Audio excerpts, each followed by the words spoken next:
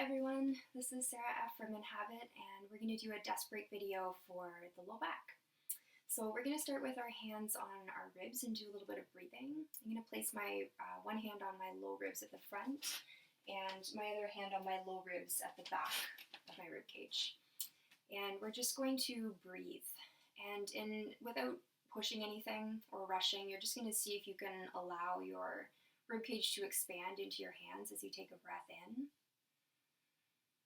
Seeing if you can feel some movement in your front hand as well as your back hand, your back ribs. And then just allowing the rib cage to soften as you exhale. And we'll do that a couple times. Breathing in. And breathing out. Nice and easy. We'll do that one more time. And breathing out. And then we'll place the hands on the sides of the rib cage and we'll do the same thing here. As you breathe in, seeing if you can feel some movement of your ribs into your hands, and exhaling. We'll do that 2 more times. Inhaling wide, and exhaling to soften 1 more time. And softening. And then we'll take a slightly wider stance. I'm just going to back up so you can see all of me. And I'm going to pigeon toe my toes together and turn my legs in and bend my knees for this. Let's place our hands on the front and back of our pelvis now, and we're just going to take a little curl and arch of the pelvis. And I'll turn to the side so you can see what it is that I'm doing here. I'm just thinking of dropping my tail down and then fanning it back. Down and back. We'll go down and back. A few of these. This is just to get our pelvis moving. It's obviously connected to our low back, so we would like it to be mobile to help keep our low spine mobile. We'll do 2 more. Down and back, down and back, and then we'll relax that. Just bring your hands to the sides of your hips and we'll go side to side, side to side. Nice and easy. I'm thinking of moving from my bones more than my muscles so that I don't feel too much excess muscular effort here. Just trying to get the joints mobilized. Let's do that 1 more time, side to side, and then we're going to draw a circle. We'll go side, you're going to drop your tail down, go to the other side, and fan your tail back. Same thing, side, front, side, back. A little bit of a tricky coordination, but that's okay. As long as you're moving, you'll be mobilizing something. Front, side, back, and we'll reverse that. Let's go to the other side. Front, side, back,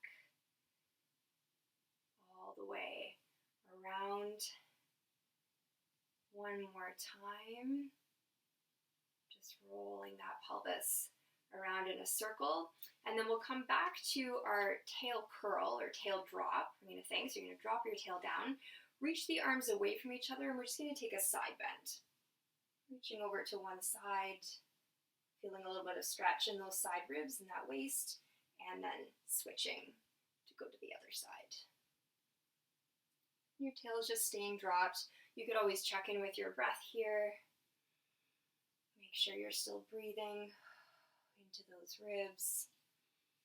And other side. And then we'll come back up. We're going to let that go. Bring yourself back into center. We'll plant the feet under the hips, and we'll just take 1 Aldoa to finish up. So this is just an exercise to create some length in the whole spine. We're going to press our legs and feet down into the ground and feel how that rebounds up through your spine and creates a little bit more lift through the upper part of your body. We're going to place our hands on our pelvis again, and 1 last time drop your tail down. So I've come into what we could call a pelvic curl in Pilates. I'm just dropping my tail down and kind of rolling my pelvis towards me. I'm going to place the other hand on the back of my neck, right where the top of my neck meets my skull. I'm going to think of lifting the top of my spine away from my tail. So I've got my tail dropped down and the top of my spine lifted. And we've created in that way a little bit of a longitudinal stretch through the whole spinal column.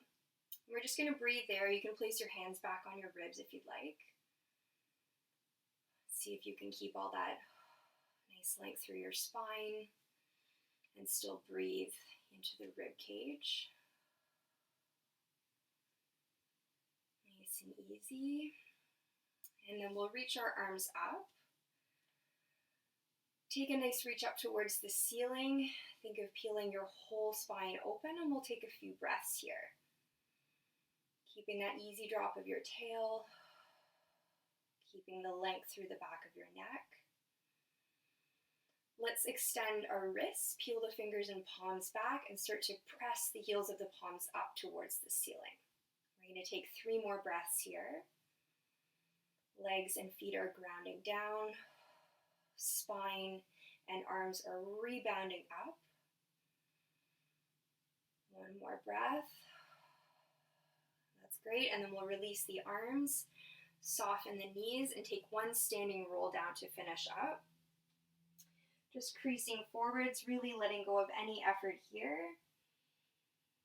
And just breathing into your ribs. Rolling as far down as feels good for you.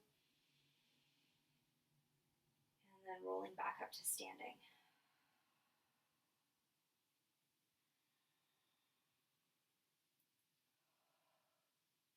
And that's it. So give it a little shake out, and I hope that that leaves you feeling a little bit more open and slightly more lifted through your spine. Stay safe, everyone, and keep moving.